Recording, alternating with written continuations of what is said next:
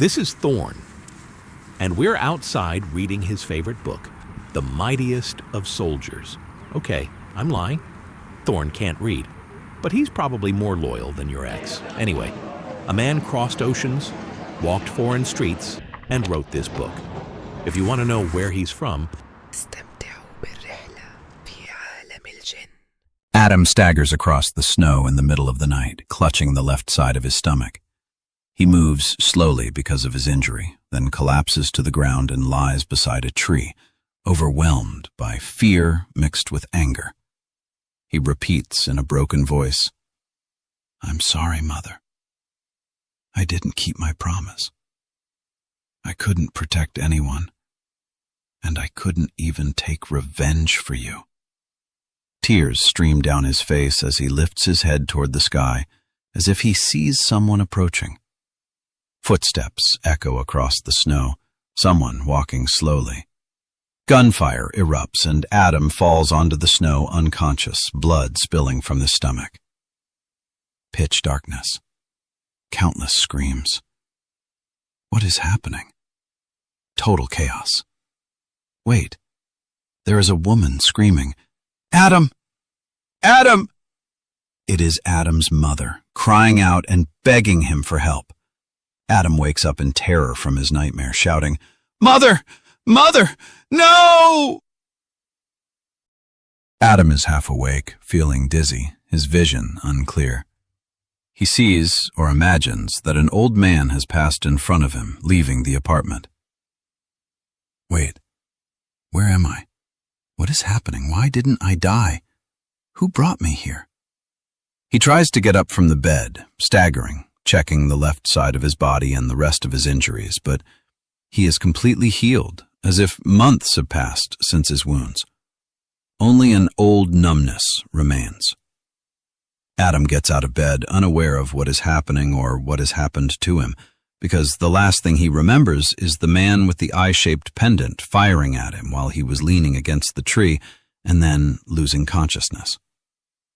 Moments pass, and he begins to inspect the apartment he is in.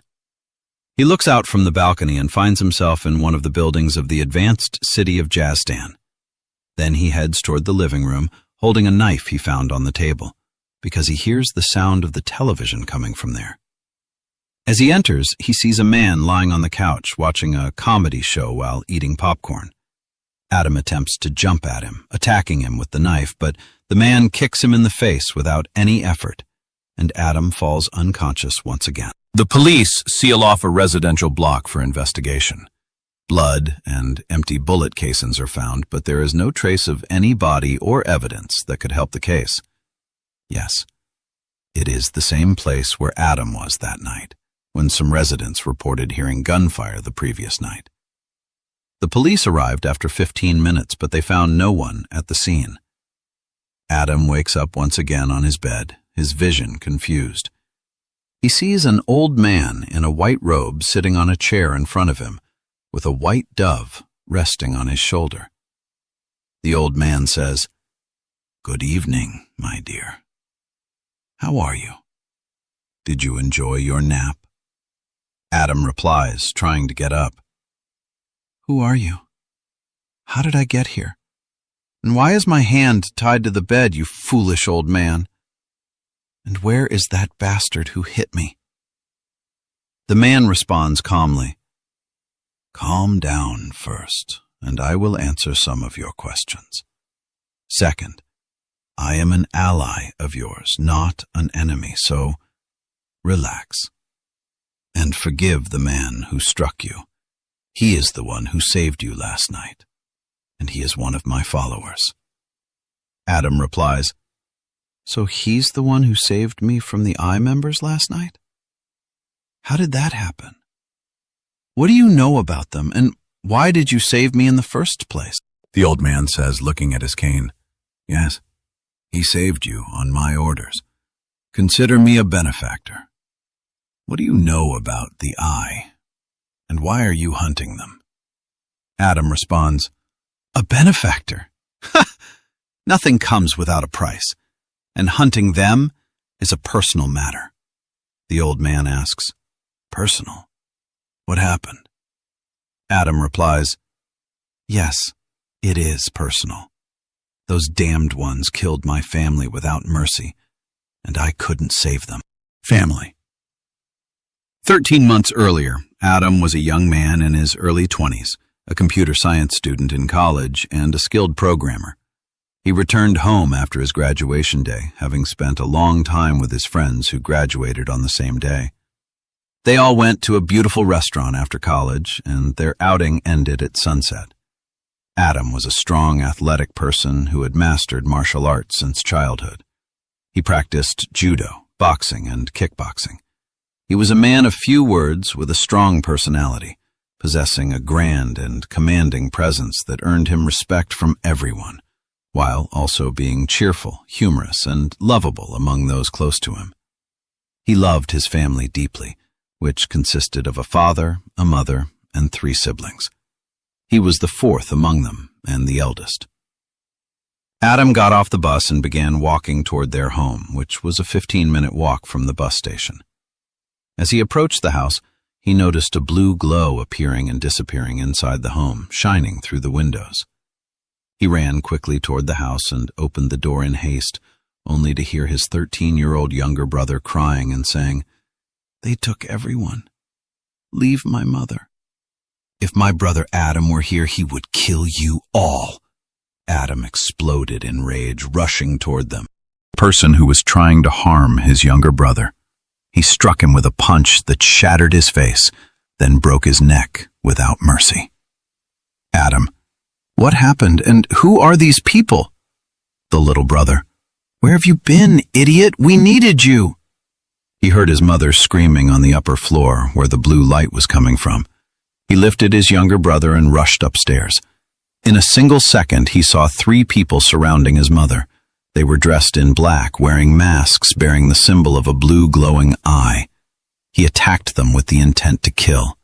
He fought in a brutal manner, violating every rule of the martial arts he had learned, breaking bones, crushing rib cages, and targeting vital and sensitive areas.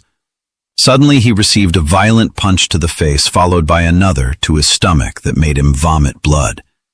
Adam fell to the ground as his mother screamed, "Adam! Adam!" A large blue beam appeared, followed by a red beam, and then the house exploded. Adam was thrown out of the house through the balcony, and that was the last thing he remembered from that cursed night. The old man smiles as he looks at his cane after hearing the story and says calmly, "What will you do now, Adam?" Adam replies, "I will eliminate the last one of them, and I will leave no trace behind." The old man asks, "And how will you do that?" Adam answers, "I don't know, but I will do it." The old man asks, "And are you ready or strong enough?" Adam replies angrily, "No, but I will do it." The old man says, "Let me train you to become stronger." Adam says mockingly, "I don't mean any offense, but I don't think you can even walk without that cane." The old man smiles calmly. Darkness fills the room, and the scene fades away with his mysterious smile. The crazy scientist. The scene transitions to a vast laboratory filled with technological and mechanical equipment, some of it glowing in different colors. Various chemical solutions and mixtures can be seen inside transparent glass tubes and tanks. As we move closer, a thin, brilliant scientist appears in a white apron, working enthusiastically on a robotic arm, assembling parts with extreme care and precision using specialized lenses. His assistant, who is older than him, enters and says, "I have carefully stored the blue solution exactly as you instructed, Professor Zachariah." Professor Zachariah smiles silently as he connects the last nerve he was working on. He sets his tools aside, removes the mask, and laughs, saying, "Call me the mad scientist, you big-headed old man. Let's go outside and do some fishing." His assistant, Kamsar, replies, "A bully as usual." They head toward the elevator. The laboratory is on floor number 1, while the building itself consists of 20 underground levels. The two of them travel from level -20 up to the first floor. They exit the building, which from the outside appears to be nothing more than a rural house with a single ground floor. People walk around, children play, and most of the children are barefoot, their feet resembling the hooves of a horse. Zachariah says to his assistant, "I truly loved the jinn community here, and I learned a great deal from your sciences, Kamsar." His assistant replies, "Welcome, human scientist, and thank you for helping and treating many of us." Zachariah wanders through the village in his white apron, running playfully and joking around. The children in the village, delighted by his presence, chant, "He's the brilliant scientist." He sees an elderly woman smiling and says to her, "Are you still alive, old woman?" She replies, "And thanks to you, sharp-tongued one." The scientist says, "My tongue is the secret of my genius." Everyone laughs happily. The mentor. Adam and his mentor get into a luxurious black car that had been waiting for them. Adam exclaims in surprise, "Aha! You didn't tell me you were rich, old man." They both get in, and the car drives off. Adam feels a bag with his feet, checks it, then shouts, "A thief too? What is my money bag doing here with you, you worn-out man?" His mentor replies with a smile, "And where did you get that money from, Adam?"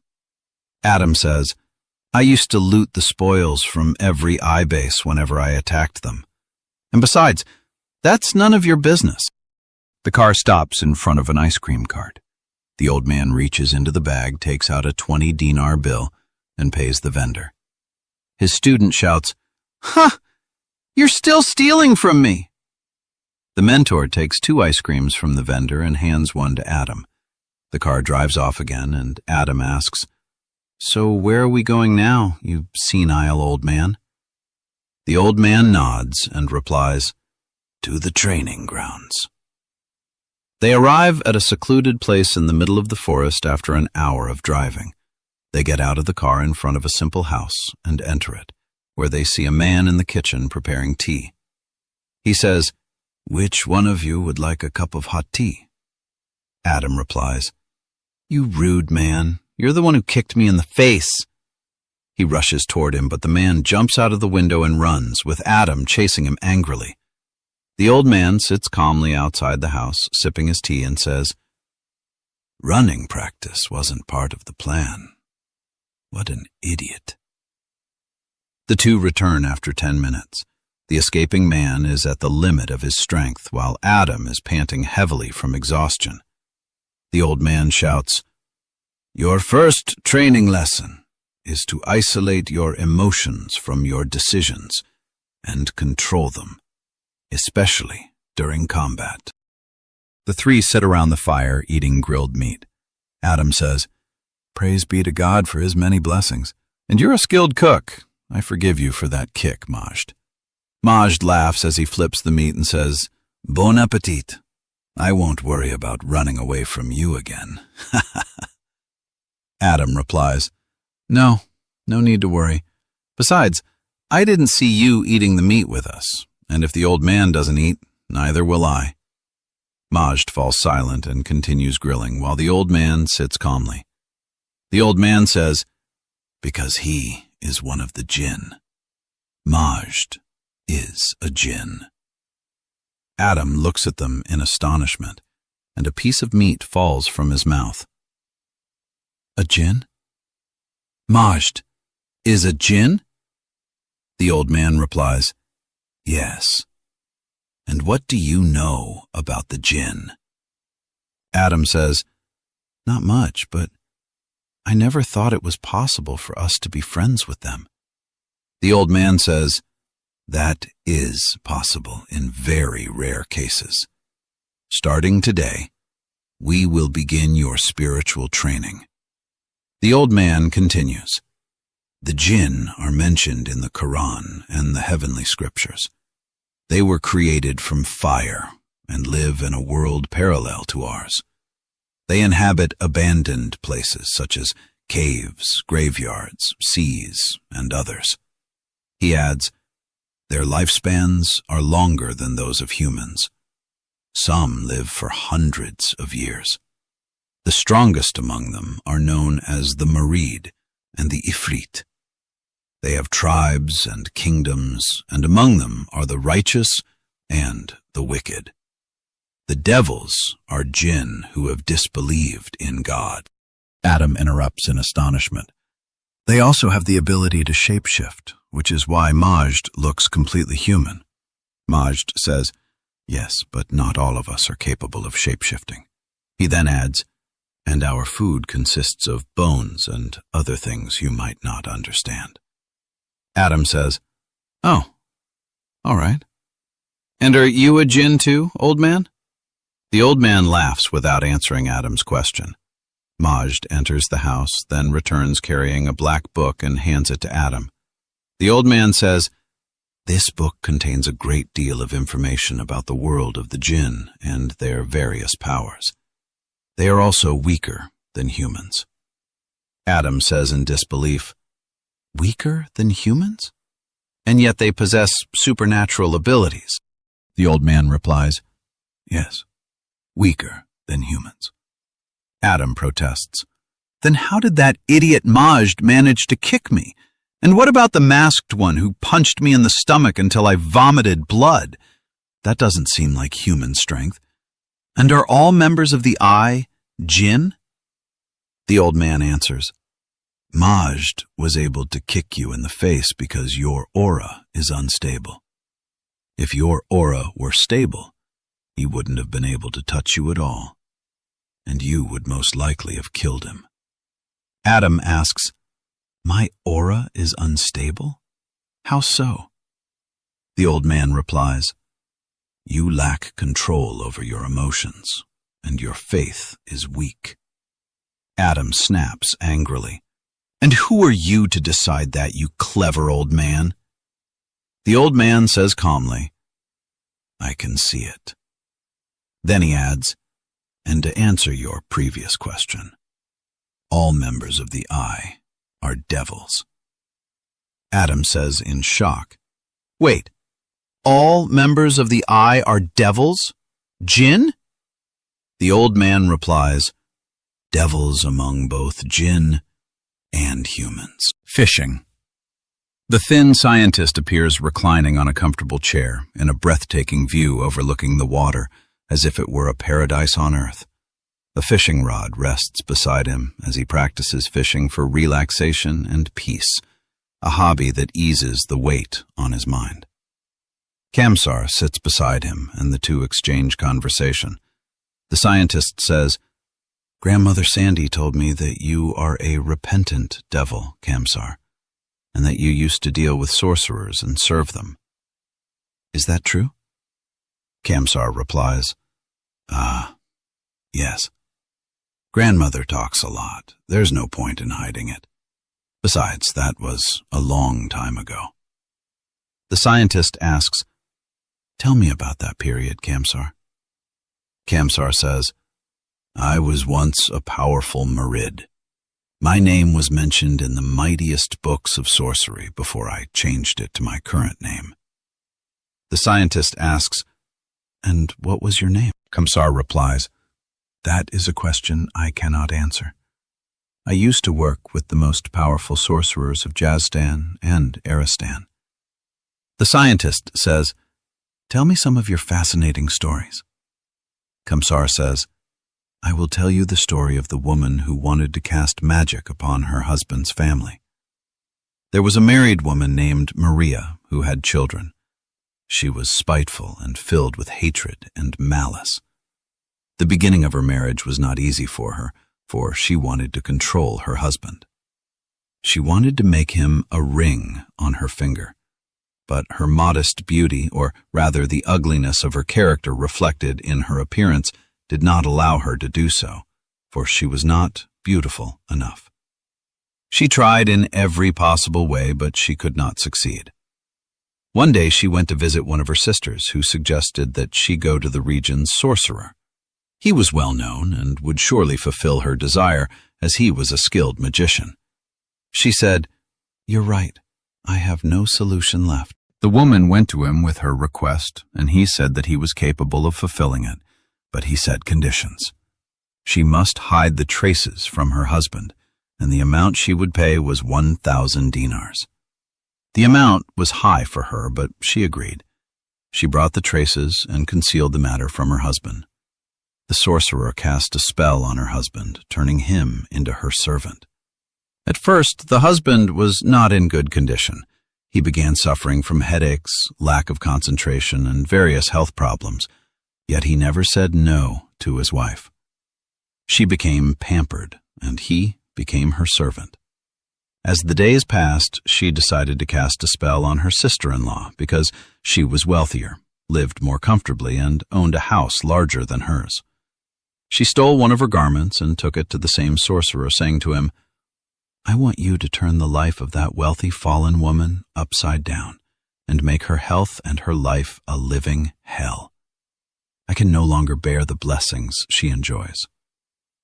The sorcerer told her that this time she would need 5,000 dinars to renew the spell on her husband and to carry out this new spell on her sister-in-law. She told him that she did not have that amount of money. He ordered her to leave immediately and warned her not to return without the money. Otherwise, her husband's spell would soon be broken, and he would regain his senses. She left his place in intense anger, confused and unsure of what to do. After long reflection and searching the internet, she decided to read one of the books of magic and practice sorcery on her own.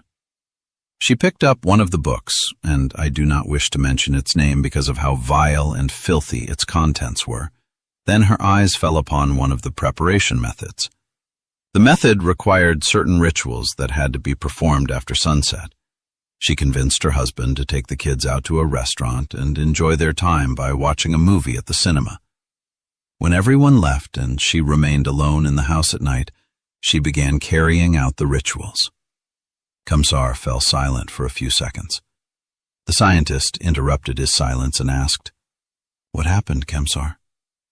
Kamsar replied, "If only she hadn't done it. She summoned me and forgot the binding talisman." Then he continues in a low voice, "So I appeared in front of her, in the middle of the room, in my jinni form. I struck her with the palm of my hand on her back, a blow that shattered her spine and left her paralyzed. The woman lost her sanity for the rest of her life from the horror of that moment." The scientist says in amazement, "My God, what an incredible story. You're a hero, Kamsar. She got what she deserved." Kamsar replies, "I did it purely for pleasure. No one has the right to punish people. We are not the ones who created them."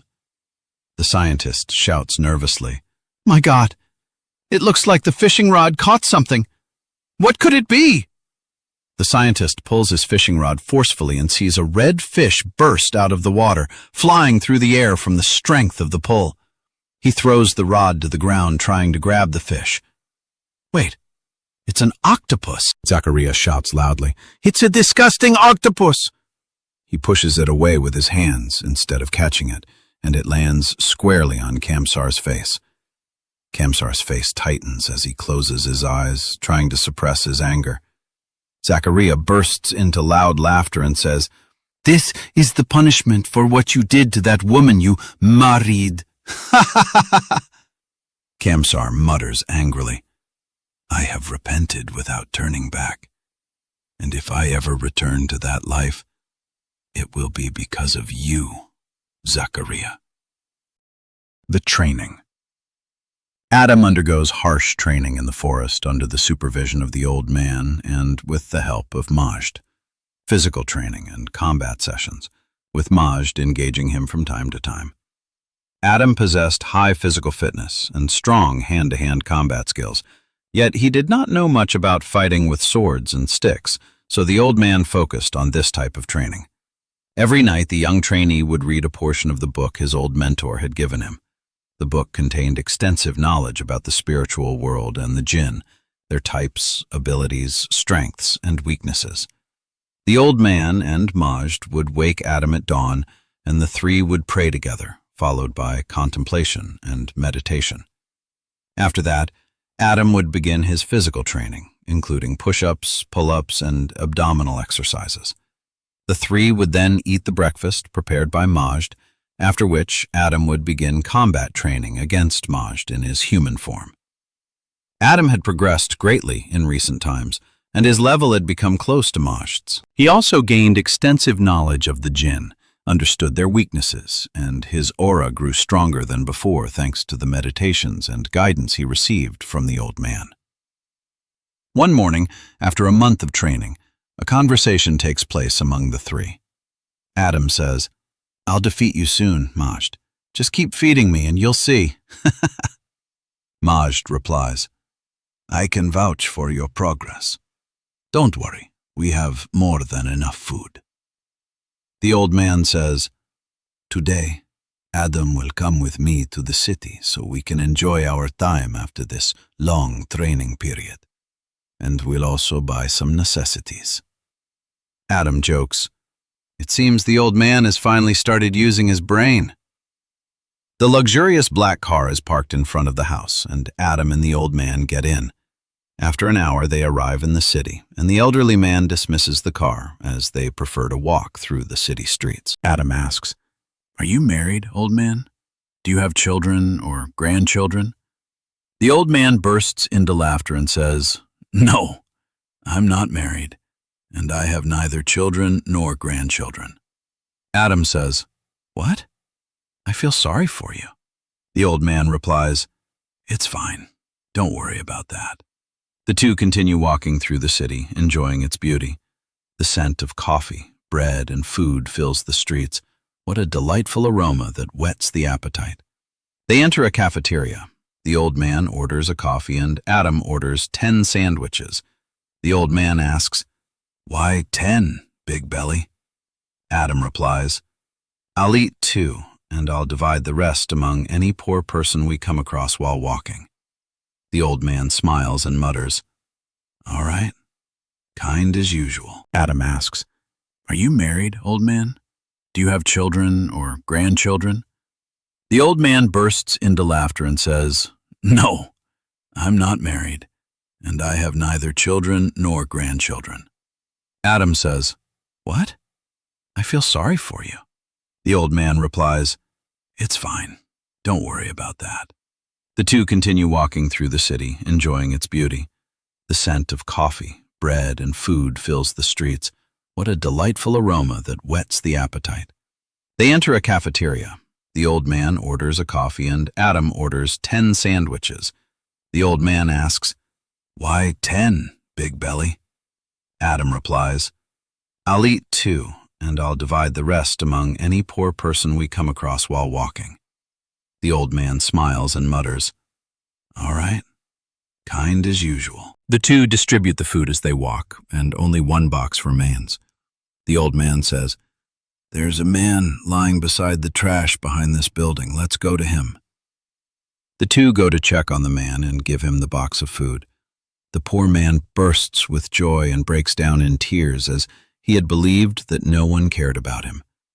He hugs both Adam and the old man and thanks them, saying, "Thank you so much, my friends. I usually don't receive anything unless I ask, but you noticed me and took the initiative to check on me and ask about me." The old man, while slipping a bundle of money into the poor man's pocket without anyone noticing as he hugs him, jokes, "My God, your hug is going to break my back." As they walk away, Adam sees a little girl crying, trying to break free from a strange man behind the building. He shouts at him, "Leave the girl alone! You there!" The man runs away quickly when he hears him, and Adam and the old man head toward the crying girl. "What is your name, little one? Do you know that man?" The girl replies tearfully, "My name is Sarah, and I know that man. He and his friends took my father and my brother." Then she breaks down crying. "It's all right, little one. I will catch them and bring your family back to you." Really? Of course. I'm very strong. Thank you, Uncle. A group of people wearing black suits appears. One of them says, "Give us the girl and go back to where you came from, and we will spare you and the old man, you fool." Adam: 9 of you? Perfect timing. Let's see the results of my training. Take care of the girl, old man. I'll be back to you in moments. The mentor watches his student sitting beside the girl and says, "Be careful." Adam advances toward the 9 with slow steps. 2 of them rush to attack him. Adam moves lightly to the right, avoiding their attack, and throws a punch at one of them, slamming him into the other, causing both of them to fall together. Adam kicks them in the face while they are on the ground, knocking them unconscious. Adam: "Come on, don't be shy." The rest advance, pulling out their large and small knives. One of them says, "We will cut you and the old man to pieces, you bastard." Adam: "What a headache." The old man, throwing his cane into the air, says, "Use my cane." Adam grabs the cane and begins fighting them. Every time someone comes close to him, he strikes him in the face with the cane without any hesitation. Their numbers were large, but Adam's courage, confidence, and faith enabled him to instill terror in their hearts and take control of the situation, because he was defending what is right. He crushed them all, breaking their bones with the cane. While Adam was busy with the last one of the 2 men whom Adam had knocked unconscious earlier stood back up and moved toward the old man and the girl.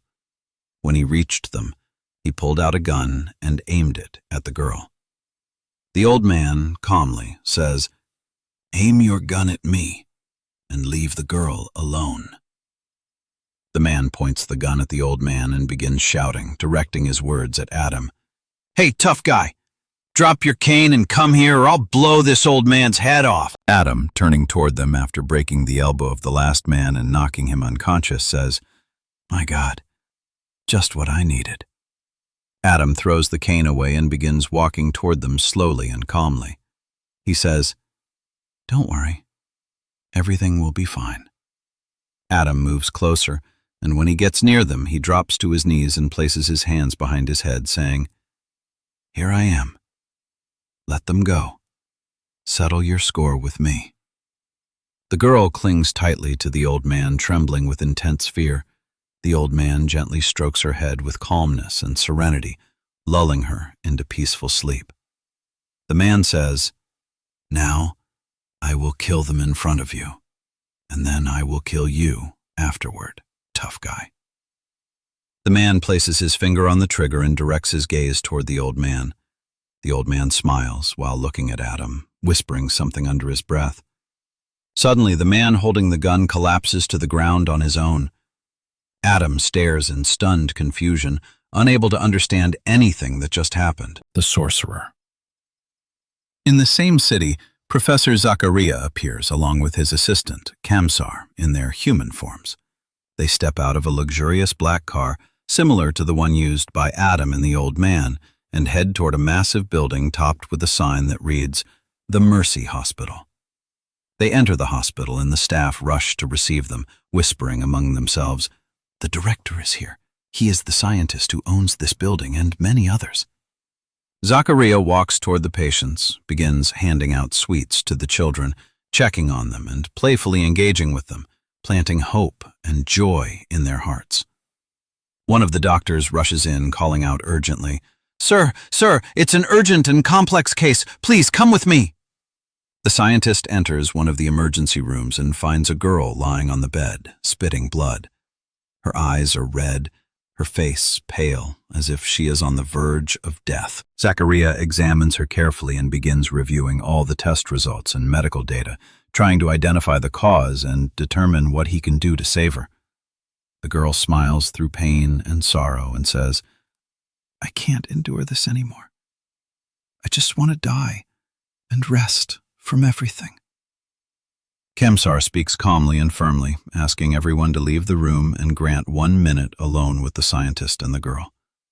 Everyone leaves, and Kamsar's eyes turn red as he says in an angry voice, "Show yourself before I split you in half, and don't you dare try to escape." A muscular black figure appears, standing at the girl's head. The scientist asks, "What is this, Kamsar?" Kamsar replies, "It is a servant of sorcery." Kamsar says firmly, "Who sent you, and from where?" The servant of sorcery replies, trembling, "The sorcerer, Sharmadan.